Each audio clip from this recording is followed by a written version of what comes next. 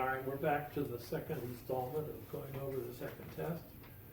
Now, I wanted to make clear a few things which you might think are obvious, but if you start here with a loop that goes one at a time, starts at 0, ends at capital N, then how many times are you going to iterate it? Exactly n times. That should be clear. But what if we start at some other number, n, which is less than n? Then how many times will we iterate it? The answer is exactly n minus m times. So these are important to remember. All right. Now, on the other hand, if we start at the top and go down to 0, it's again n theta of n time. Or if we stop at m, it's n minus m time. Those are things we have to remember all the time. Now, here's something else that we need to remember. The sum of powers of 2 up to a certain point is the next power of 2 minus 1. So if I talk about, in this notation, summation, writing it out, 1 plus 2 plus 4, all the powers of 2 up to 2 to the n, it's 2 to the n plus 1 minus 1. So it's again a power of 2 minus 1. All right, now let's go and look at the problem that we're going to concentrate on, which is 3b. In 3b, we start with n. I goes from n down to less than, well, I guess it can't get below 2, and you have it every time. So it takes it's logarithmic. But the inner loop iterates linearly all the way up to I, whatever I is. I keeps changing. Now, you might think then, since this takes O of n time, this is log n, then the obvious answer is that it's O of n log n. But that's not what I want. I want theta of n. Let's look at this. If you have a particular I here, and I'm starting with 8 instead of 16 because of a lack of room on the board, and then it's 4, and then 2, and then 1, then what are the j values? 1, 2, 3, all the way up to 8, all the way up to 4, all the way up to 2, all the way up to 1, which means nothing here. So what is that summation? That summation is theta of n. It's actually approximately 2n. It's less than 2n, but that's an upper bound. So that's important to remember. So therefore, the answer to this one is theta of n. And we can see that right here. However, in the answer sheet, I gave you other clues. Let's work it through using those other clues.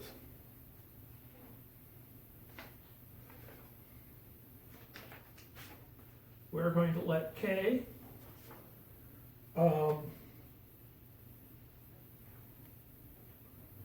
let's see, here we go. K equals log 2I. And then, of course, I equals 2 to the power of k, which is just the inverse of the base 2 logarithm. All right, now, when we then write the for loop as 4 int, now, we're going to start at base 2 logarithm of n. And then k greater than 0 because that's the base 2 logarithm of 1. And then dividing I by 2 is the same as subtracting 1 from its logarithm. So I'll write k minus minus there to save space. Now what about the inner loop? What happens to that? Because that mentions I. But we can replace I by 2 to the k. So we get 4 int j equals 1,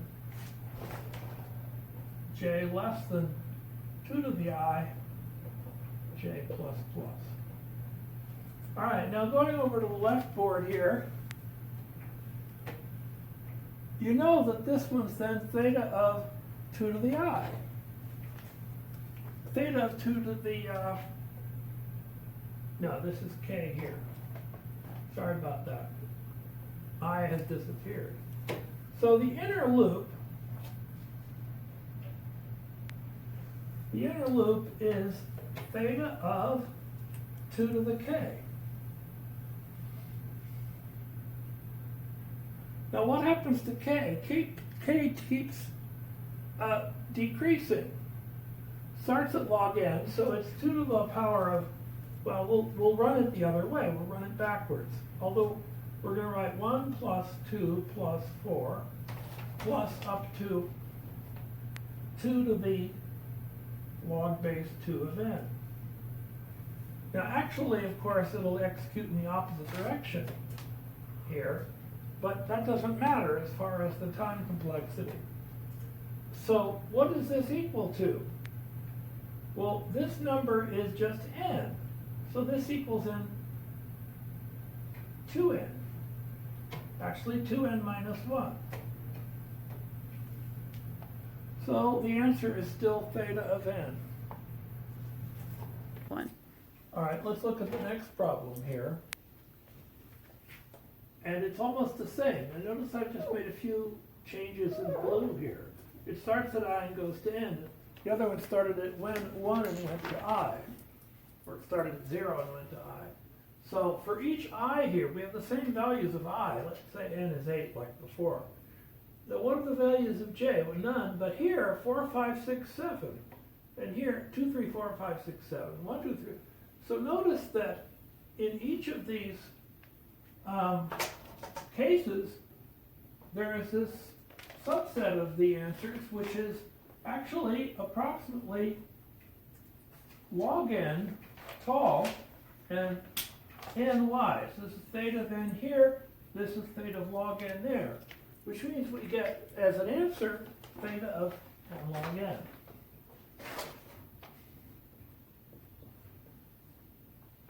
So the way you can tell the difference is to draw this picture for a small case, like n equals 16 or even 8, and you can see it.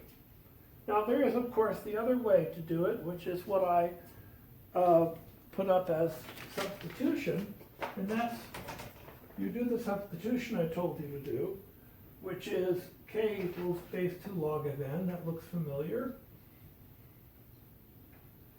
And then,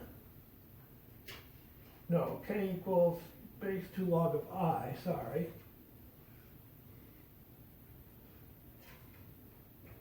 I is the variable, not n. So this becomes for int I equals base 2 logarithms n, I greater than 0. K greater than 0, k equals log 2n, k greater than 0, k minus minus, same as before. So the outer loop is exactly the same. But what about the inner loop? Now remember that j starts out as I, which is the base 2 logarithm of n. That's the first value. And it keeps going until j is less than what? J is less than n, which is, no, log 2k, where you have to put the variable in here. This I is log base 2k. J less than log base 2n, j plus plus. Well, here we can use the mn thing over here. See? Theta of n minus n. So forget, I equals 2 to the power of k. And then we start at 2 to the k and we go up to n. Now, it looks like we're starting at something big and going to something regular. But remember, 2 to the k is actually less than n, because I is less than n. And so this is perfectly fine. So this inner loop executes theta of n minus 2 to the k times for each iteration. All right, now, when we go to adding these up, what do we get? Let's erase some of these here.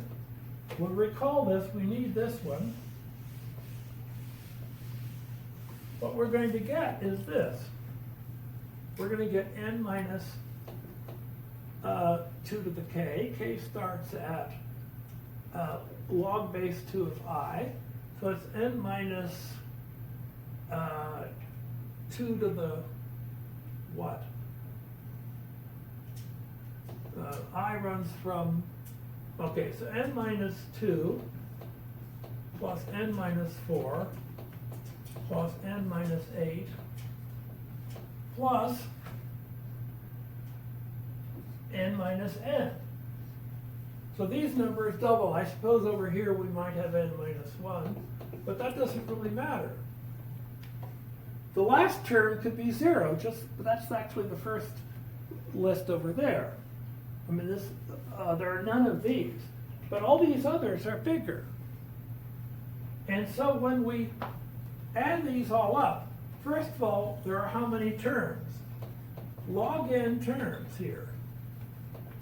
And so all the n's add up to n log n. And what do the other numbers add up to?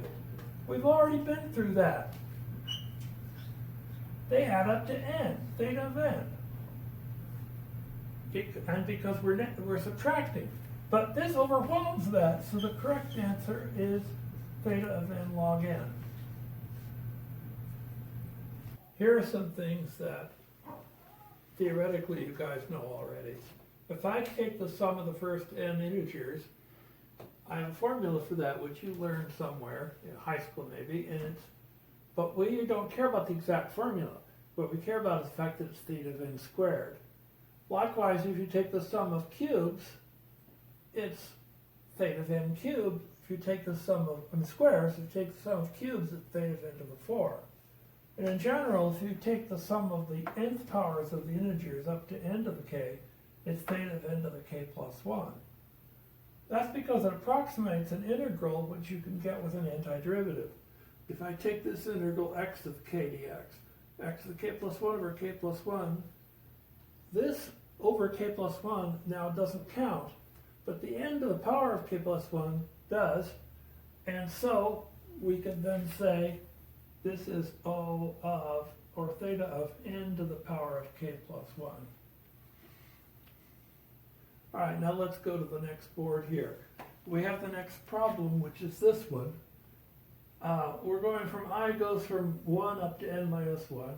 J goes from 1 up to I squared minus 1, I guess, but we can think of it as I squared. The summation for each particular I, the summation here is theta of I squared. And we do that for each I, which means that we're doing theta of 1 squared plus theta of 2 squared plus theta of I squared minus 1, I guess. Hold on. No. It's theta of 2 squared, theta of I squared, right? Approximately. Now what is that summation squared up to n squared? But we already know that this is theta of n cubed. And so theta of n cubed is then the answer to the problem.